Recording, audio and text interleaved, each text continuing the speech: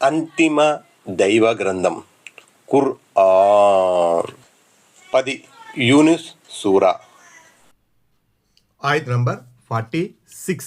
وَإِمَّا نُرِيَنَّكَ بَعْضَ الَّذِي نَعِدُهُمْ أَوْ نَتَوَفَّيَنَّكَ فَإِلَيْنَا مَرْجِعُهُمْ ثُمَّ اللَّهُ شَهِيدٌ عَلَى مَا يَفْعَلُونَ. ఆయత్ నంబర్ 46. మేము వారికి వాగ్దానం చేస్తున్న దానిలో ఎంతో కొంత నీకు చూపించినా లేక అది పొడసూపక ముందే మేము నీకు మరణమొసగినా ఏం జరిగినా సరే వారు ఎలాగూ మా వద్దకు రావలసిన వారే. అదీగాక వారి చేష్టలన్నిటికీ అల్లా సాక్షిగా ఉన్నాడు. 78. ఒకవేళ ఈ తిరస్కారులు కూడా తమ తిరస్కార వైఖరిపై మొండికేస్తే గత సమాజాల మాదిరిగా వీళ్లపై కూడా దైవాగ్రహం విరుచుకుపడడం ఖాయం అని ఈ ఆయతులో చెప్పబడింది. ఓ ప్రవక్త, నువ్వు బ్రతికి ఉండగానే కొన్ని శిక్షలు మేము ఈ తిరస్కారులకు విధించవచ్చు. తద్వారా నీ కంటికి చలువ లభిస్తుంది. ఒకవేళ ఆ శిక్షను వారు చవి చూడకముందే మేము నిన్ను లేపుకున్నా చింతించవలసిన పని లేదు. ఎందుకంటే వారు మా వద్దకు రాక తప్పదు. వారి చిట్టాపద్దులన్నీ మా వద్ద ఉన్నాయి. అప్పుడు వాళ్ళు మా పట్టు నుంచి ఎలా తప్పించుకోగలుగుతారు? ఇహలోకంలో వారు మా ప్రణాళికను అనుసరించి ఒకవేళ తప్పించుకోగలిగినా పరలోకంలో మాత్రం మా శిక్ష నుండి సుతరాము తప్పించుకోలేరు. ఎందుకంటే విధేయులకు బహుమానం వసగి అవిధేయులను దండించడమే ప్రళయదినం ముఖ్యోద్దేశం. ఆయత్ నంబర్ 47. وَلِكُلِّ أُمَّةٍ رَسُولٌ فَإِذَا جَاءَ رَسُولُهُمْ قُضِيَ بَيْنَهُم بِالْقِسْطِ وَهُمْ لَا يُظْلَمُونَ. ఆయత్ నంబర్ 47. ప్రతి సమాజానికి ఒక ప్రవక్త ఉన్నాడు. కాబట్టి వారి ప్రవక్త వారి వద్దకు వచ్చేసినప్పుడు వారి వ్యవహారంలో న్యాయబద్ధంగా తీర్పు చేయబడుతుంది. వారికి ఎలాంటి అన్యాయం జరగదు. 79. దీనికి 2 అర్థాలు ఉన్నాయి. ఒకటేమంటే మేము ప్రతి జాతిలోనూ ప్రవక్తను పంపిస్తాం. సందేశాన్ని అందజేసే తన కర్తవ్యాన్ని ప్రవక్త నెరవేర్చిన పిదప మేము వారి మధ్య న్యాయంతో కూడుకున్న తీర్పు చేస్తాం.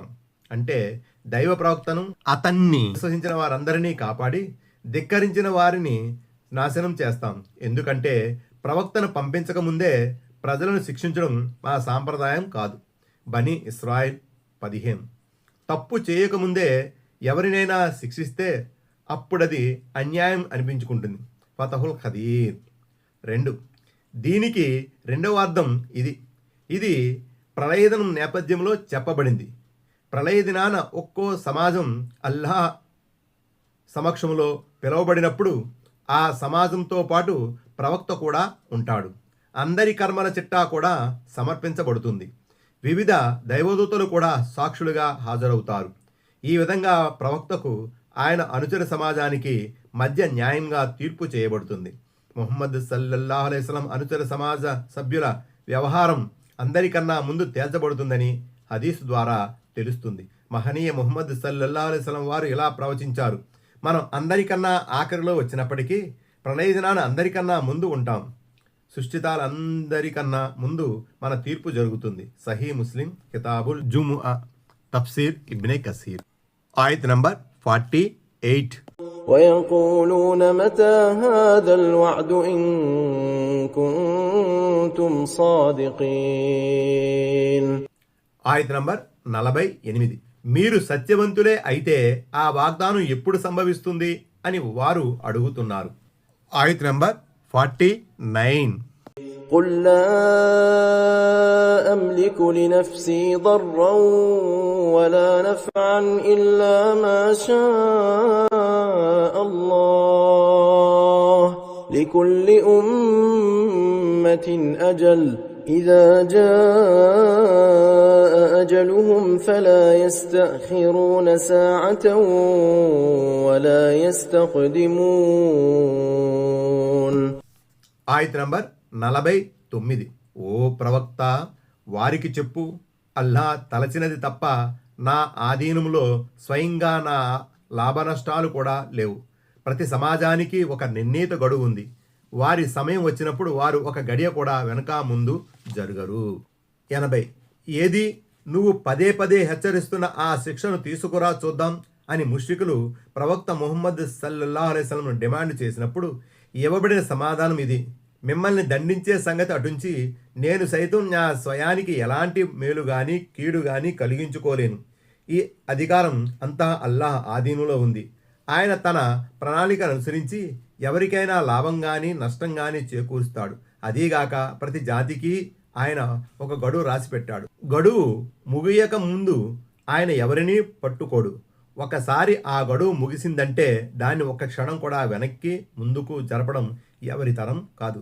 హెచ్చరిక: ఇక్కడ గమనార్హమైన అత్యంత ముఖ్య విషయం ఏమిటంటే మనుజు జాతుల్లోకెల్లా శ్రేష్ఠులైన మహాప్రవక్త ముహమ్మద్ సల్లల్లాహు అలైహి వసల్లం వారే ఒకరికి లాభ నష్టాలు చేకూర్చే శక్తి కలిగి లేనప్పుడు ఒక మామూలు మనుషుల్లో ఈ పని చేయగల మొనగాడు ఇంకెవడుంటాడు? మరి అలాంటప్పుడు దైవ ప్రవక్త సల్లల్లాహు అలైహి వసల్లం ఉద్దేశించి యా రసూలుల్లా మాకు సహాయపడండి అని ప్రార్థించడం కానీ, యా గౌసులాజం దస్తగిరి మమ్మల్ని ఆదుకోండి అని మొరపెట్టుకోవడం కానీ ఎంతవరకు సమ్మతం? ఈ ధోరణి దివ్య ఖురాన్లోని ఈ ఆయతకు ఖురాన్లోని స్పష్టమైన బోధనలకు విరుద్ధం కాదా? కేవలం విరుద్ధమే కాదు, ఇది బహుదైవోపాసన కిందకి వస్తుంది. మొరపెట్టుకోవలసింది సృష్టికర్తనే గాని సృష్టితాలను కాదు.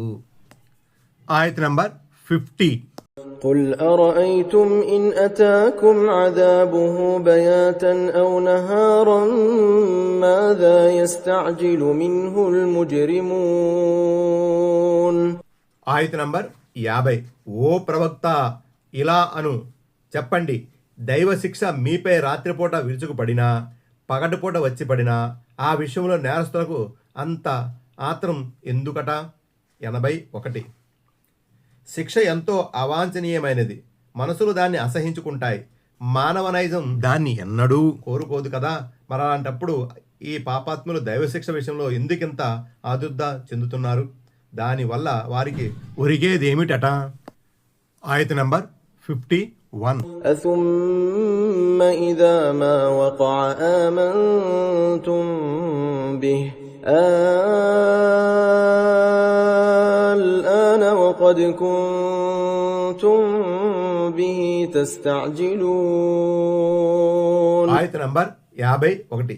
ఏమిటి? అది వచ్చి పడినప్పుడు దాన్ని విశ్వసిస్తారా? ఇప్పుడా విశ్వసించేది? దీనికోసం మీరు మహా తొందర పెట్టేవారు కదా. 82. శిక్ష పడిన తరువాత విశ్వసించి ప్రయోజనం ఏముంటుంది చెప్పండి? ఆయత నంబర్ 52. ثم قيل للذين ظلموا ذوقوا عذاب الخلد هل تجزون إلا بما كنتم تكسبون. 52. అప్పుడు దుర్మార్గులతో ఇలా చెప్పబడుతుంది: ఇక శాశ్వతమైన శిక్షను చవిచూడండి, మీరు సంపాదించుకున్న దాని ఫలితమే మీకు లభిస్తుంది. ఆయత నంబర్ 53. ويستنبئونك أحق هو قل إي وربي إنه لحق وما أنتم بمعجزين. ఆయత నంబర్ 53. ఏమిటి? అది నిజమేనా అని వారు నిన్ను అడుగుతున్నారు. అవును, నా ప్రభువు తోడు, అది ఆ శిక్ష పడటం సత్యం. అది సంభవించకుండా ఆపే శక్తి మీకు లేదు అని ఓ ప్రవక్త వారికి చెప్పు. 83. మనుషులు మట్టిలో కలిసి కృషించుకుపోయిన తరువాత కూడా ప్రళయ దినాన్ని లేపబడటం ప్రశ్నించబడడం ఎలా సంభవం అన్నది వారి ఉద్దేశం. దానికి అల్లా ఇచ్చే సమాధానం ఇది: ఓ ప్రవక్త, మీ తనువులు కాటిమట్టిలో కలిసిపోయినా లేక మీరు మాడి మసైపోయినా మిమ్మల్ని తిరిగి లేపడం తథ్యం. ఇలా చేయడం మీ ప్రభు శక్తికి అతీతం ఏమీ కాదు. ఇమాం ఇబ్నే కసీర్ ఇలా అంటున్నారు: ఈ ఆయతును పోలిన మరో 2 ఆయతులు మాత్రమే దివ్య ఖురాన్లో ఉన్నాయి.